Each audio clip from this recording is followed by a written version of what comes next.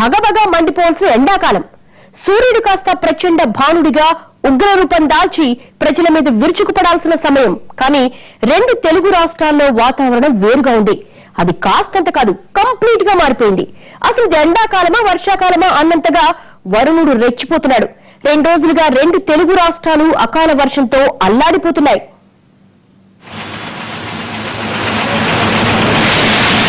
శివరాత్రి దాటినంటే చలి కాస్త హరిమంటుందంటారు.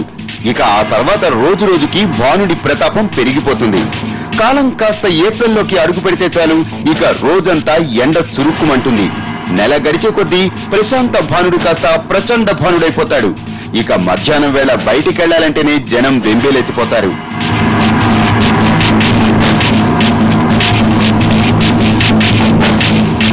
ఎండాకాలంలో వీధి దాటాలన్నా 100 జాగ్రత్తలు తీసుకుంటారు.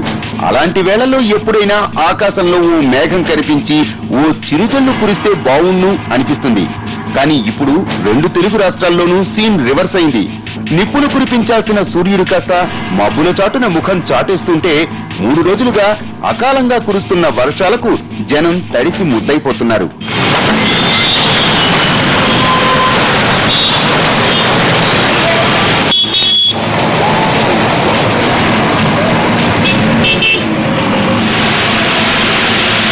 ఈ అకాల వర్షాలకు రోడ్లు నీట మునిగిపోయాయి. రోడ్లపై చెట్లు విరిగిపడ్డాయి. పంటలన్నీ వర్షార్పణం అయిపోయాయి. చాలా చోట్ల చేతికొచ్చిన పంట చేలు కూడా నీట మునిగిపోయాయి.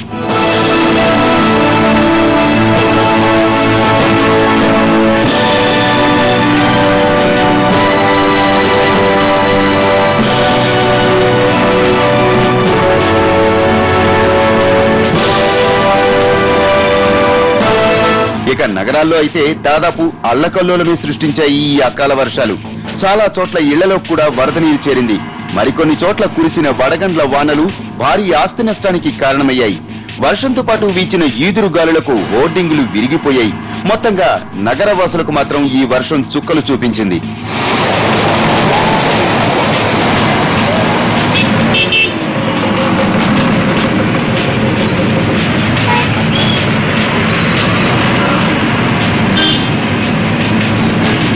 ముఖ్యంగా రాజధాని హైదరాబాద్ లో 3 రోజులుగా వర్షాలు దంచి కొడుతున్నాయి. ఎక్కడ నిమిషం కూడా గ్యాప్ ఇవ్వకుండా వాయిస్తూనే ఉన్నాయి. మండే ఎండాకాలంలో ఈ కుండపోతలతో నగరవాసులు తీవ్ర ఇబ్బందులు పడుతున్నారు. 3 రోజులుగా నగరం మొత్తం మబ్బుపట్టే ఉంది. జంట నగరాల్లో అక్కడా ఇక్కడా అని తేడా లేకుండా మొత్తం నగరమంతా భారీ వర్షాలతో ముంచెత్తుతున్నాయి.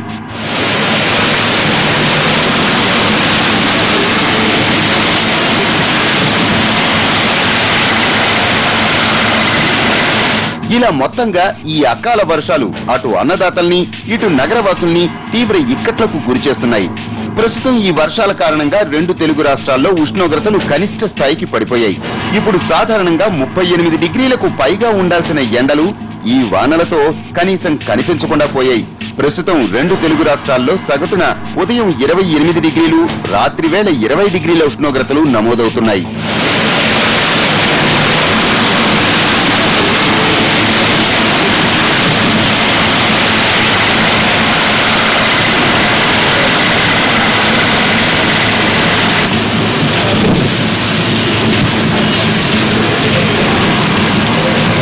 గత శుక్రవారం సూచనలా వచ్చి శనివారానికల్లా మబ్బులేసి ఆదివారం నాటి నుంచి ఆగకుండా కురుస్తున్న ఈ వర్షాలు మరో 2 రోజులు ఇలాగే ఉండే అవకాశాలున్నాయంటున్నారు వాతావరణ నిపుణులు.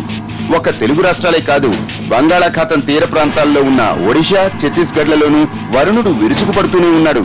ప్రస్తుతానికి జార్ఖండ్, ఛత్తీస్గఢ్ నుంచి కోస్తాంధ్ర, తెలంగాణ మీదుగా రాయలసీమ వరకు ఉపరితల ఆవర్తన ద్రోణి ఆవరించి ఉంది.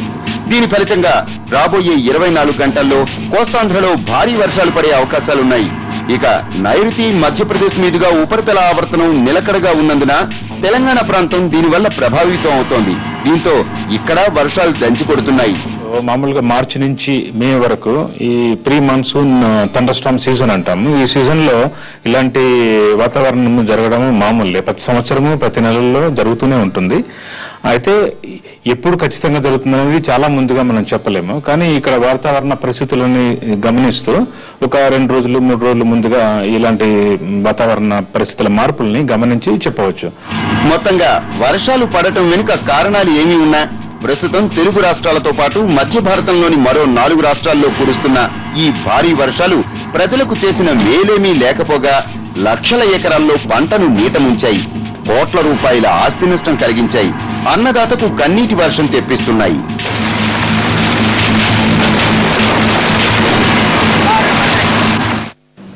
అసలేంటి అకాల వర్షాలు? ప్రకృతి వైపరీత్యమా, మానవ తప్పిదమా? బ్రేక్ తర్వాత చూద్దాం.